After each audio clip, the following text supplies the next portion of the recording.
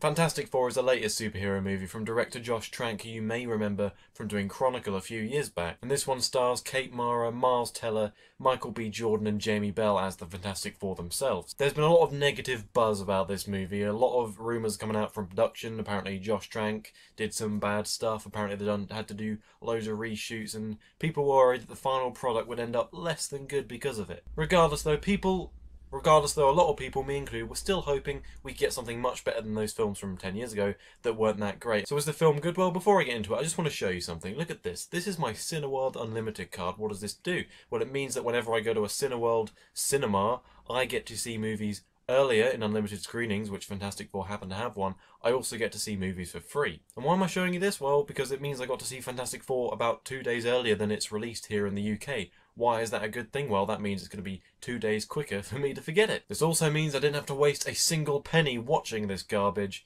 because it really sucked. So it's basically just another superhero movie, but the difference is here, like with the X-Men franchise, we're dealing with more than one superhero in the movie. Of course, we're dealing with four. And the story is that this guy, Reed Richards, played by Miles Teller, is a kid, and he's like, oh, I want to teleport stuff for some reason, you know, he's one of those big science brain kids. And he becomes best friends with Ben Grimm, played by Jamie Bell, and they work together to make this little machine that can transport a little bit of matter somewhere else. Fast forward, and they're working for a company trying to make this machine to actually transport people to this other dimension. At this company, he meets siblings Susan Storm, played by Kate Mara, and Johnny Storm, played by Michael B. Jordan. He also manages to meet another fella called Victor Von Doom, played by Toby Kebbell. Let me just let you guess whether that's the bad guy. And what do? Well, they hop in this machine after they finish it, and they go to this place, and they get superpowers, come back, and this company is looking at them and making sure they're all okay. That's the entire first half of the movie. That's the first half of this film.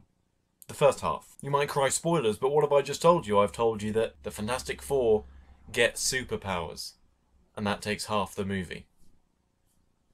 There is a really slow pace going on here. It takes so long for things to actually happen. They only go to this place because they get drunk and decide that they want to go do interdimensional travel while drunk. That's the only reason they get these superpowers. It's really dumb. And then they spend a little bit of time introducing each of the superpowers. You know, this guy sets on fire, this one turns invisible, this guy's Stretch Armstrong, and this one's a rock-y thing. It's like, okay, cool. And then it just skips like a year. The story just skips a year ahead, and we see them like using powers, and it really feels like there's something we should have known there. But at the same time, I'm kind of glad they skipped it, because it would have made this movie even slower, because they really don't understand how to build up anything. So essentially they cut out a bit that should have been good, but I know that they wouldn't have done it well, so I'm glad they didn't do it, if that makes sense. Acting wise, you know, Michael B. Jordan, Kate Mara, Jamie Bell, they all do fine in their respective roles. Miles Teller also merely does fine. You know, this is the guy from Whiplash. He destroyed it in that film, and he's fine here. It's a complete waste of casting, because they did get some good people in here,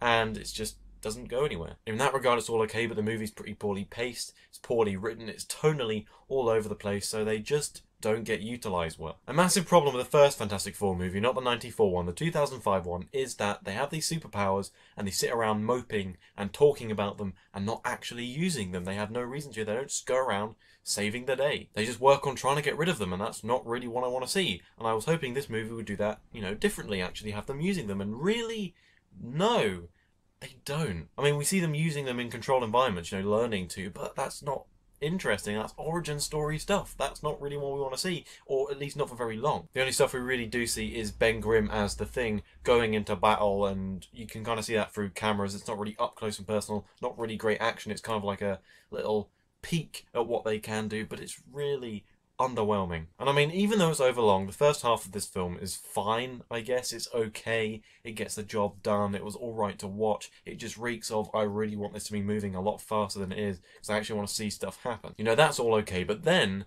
this film's troubled production gets in the way, and it's really noticeable. Once there's that bit where the film skips like a year ahead, everything else is an absolute mess. Literally nothing happens for so long. It's like they're just talking about stuff. All this stuff is just not happening. Nothing. And then just as things start to get good, the film ends. So let's look again at the original Fantastic Four. What was the problem there? Well, Victor Von Doom, the bad guy, he spends most of the movie becoming Doctor Doom. You know, we keep looking back at him, and he's getting more and more metallic, and he's getting more and more close to the supervillain he is eventually going to be that will take on the Fantastic Four. But because his origin is so bloated and takes him so long to become this metallic bad guy, they don't get to fight him, and that's the only reason they're here, is to fight him in the film, so it really nothing happens. And then eventually he appears, and then there's a half-hour climax, and then the film ends. Not great, not at all. This movie does it even worse. One, this is the third attempt to have Doctor Doom be an effective villain. It is also the third failure in that regard. So he just disappears somewhere through the film, and he doesn't appear until the last 20 minutes. Last 20 minutes. These four have something to do with their powers. So whereas in the first film we kept going back to him, like, developing into this villain, not very well, but at least we got to see it. In this film he is just gone. He isn't just not there, he's not even talked about, not even referenced until he appears again. They're like, oh, what? And then he's just like, oh, I'm the bad guy. And then it's like, this isn't good. And like I was saying, this is just where the film starts to get good, when Doctor Doom reappears and he gets introduced. And I was genuinely thinking, oh wow, Marvel is finally going to have an effective supervillain in a film. Marvel films generally don't have the best villains in the business. But when he reappeared, I will admit, I was like, yes, this could be really cool. I like what they're doing with this. There's a scene which is really awesome. If you've ever seen Akira, it's kind of like that. He kind of is going through this corridor and people are like, stop, stop. And he's just telekinetic, smashing their heads into walls, and it's just like he's not showing any emotion because he can't. His face is covered in metal. But it's just as if he doesn't care. He's just killing people and the lights are going out and it looks really cool. I really, really like what they did there. But that's all they do, and personally I thought Doctor Doom looked pretty cool. I know some people have a real problem with it. That's kind of a take it or leave it sort of thing. The point is, he is awfully developed. He's an awful motivation for the Fantastic Four to band together and fight. And then just as he appears, the film ends. Like, we have a climax and it ends. At least the climax of the first film was a good half hour or so. In this one it's 15 minutes maybe? Maybe. Like, you know, in a superhero movie where everything feels like it's ramping up and you're like, yeah, we're in the final part, the final fights now, this is where things are going to end. That started happening in this film and I thought to myself, no, can't be. This can't be the climax, can it? Because we haven't done anything. This can't be the end of the movie. Yep, it was. We get a really average action set piece and then, oh, the film's over and it just ends up feeling like a massive 100-minute trailer for a movie that we probably aren't going to get. Guys, apparently this movie went through a very troubled production, and yeah, I can believe it.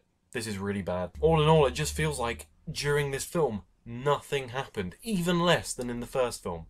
Nothing happens in the movie. And as soon as things start to, guys, it just ends, and it just leaves you like, what?